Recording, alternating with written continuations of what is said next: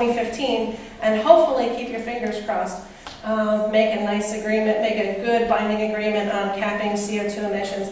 You know, I gave you a lot of pictures of Australia, okay? And they saw this, and they saw what was happening. They saw the devastating droughts and the fires and so forth.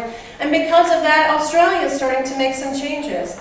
They have pledged to use 100% renewable energy by 2030. Isn't that exciting?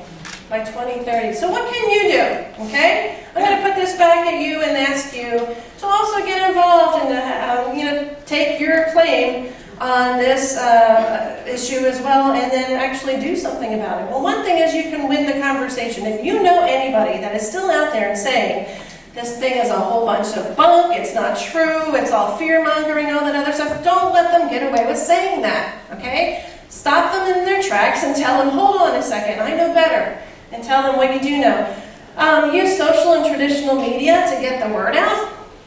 Talk to the editor. Here is a useful resource for you, and a lot of the data that I put into this presentation came from here, okay? So if you want to write that down, that's a useful place to go. It gives you lots of good ideas as far as arguments. It gives you different kinds of videos, resources, slides. Some of the slides and things like that are available. So climaterealityproject.org is a great way to actually have your hands on real numbers and access to data, and you can use that when you're talking it up, if you're writing a letter to the editor, or if you're talking to people, maybe at your church, or whatever it might happen to be.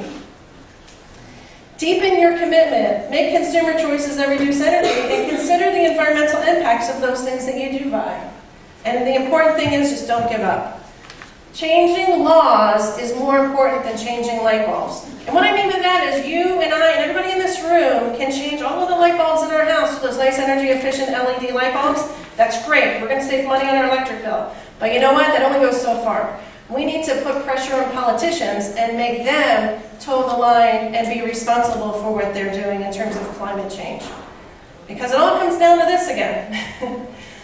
And we talk about how this is a journey. You know, we can't expect everything to be completely perfect right away. But you can start making steps, and you can start on that journey. And I want to challenge you, especially the students who are in the audience today, to make your own journey. Don't take it, make it. So thank you for your time and attention today.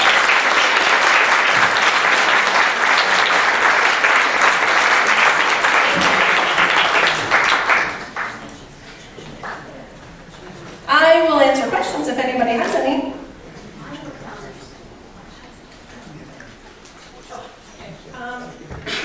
Will we have a student around to run? Yeah. And maybe provide the... Thanks very much. Where am I going? Over here. Oh.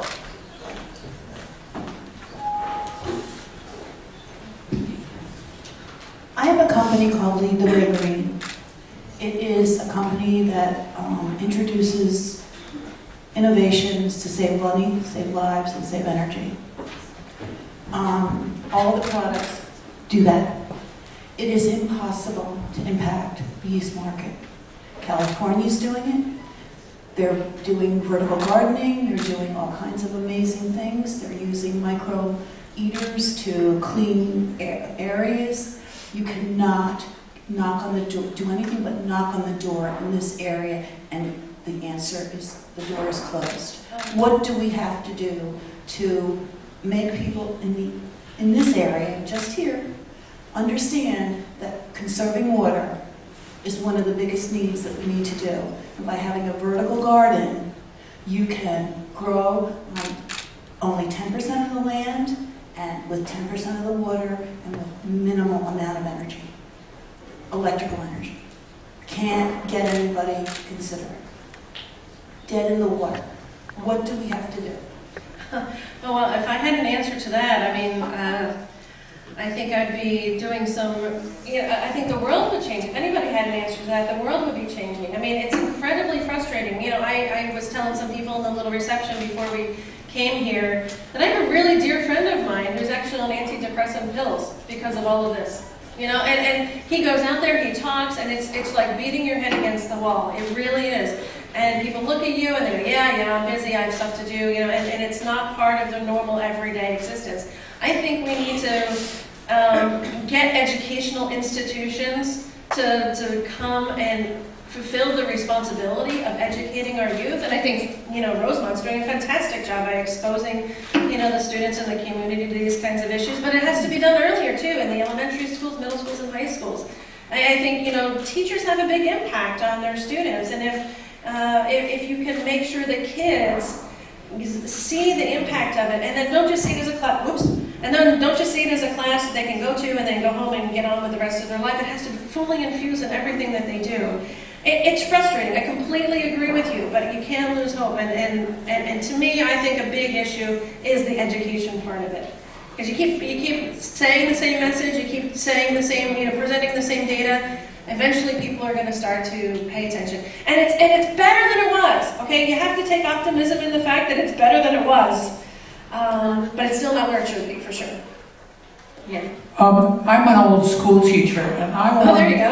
and I'm really old, and I wonder about how young should we start scaring kids? I mean, this is scary stuff, but do you talk to a 7-year-old about the end of the road? I think we can talk to them in a way that fits with who they are and their needs are at the time. You can talk to them about recycling. When you take your papers home and show your mom and dad, your projects and your, addition and, subtraction tables and stuff like that. Take the paper and throw it in the recycling box. You can do stuff like that, little things like that, at a young age, and then just build on it as they get older. You don't want to scare the heck out of them.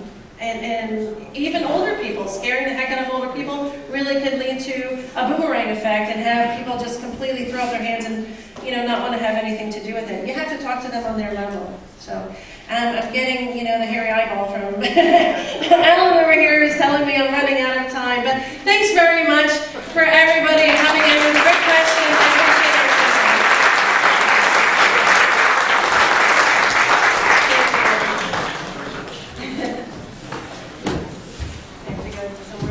Thank you, Dr. Phillips, for that wonderful presentation. Before we break for the workshops, we just find ourselves a couple minutes behind schedule, but we will do the complete workshops.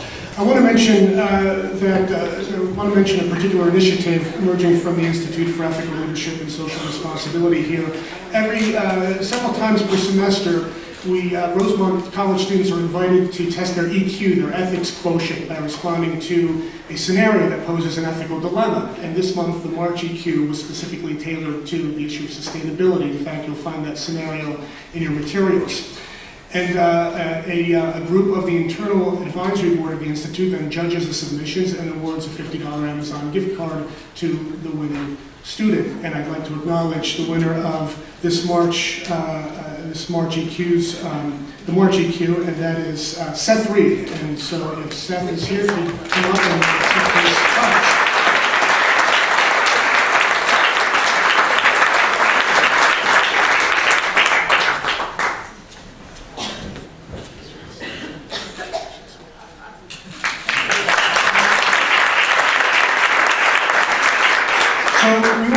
Workshop sessions. You can find the room assignments in your materials and also on the large poster schedule that is out in the lobby. All of the sessions are in this building. You are on the second floor of the science building. There are student guides that will help you to your rooms as well.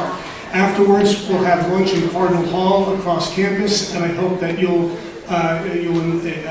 engage some of the students in conversation about the posters that they have set up and are going to be standing by. So thank you very much, and we'll see you after lunch.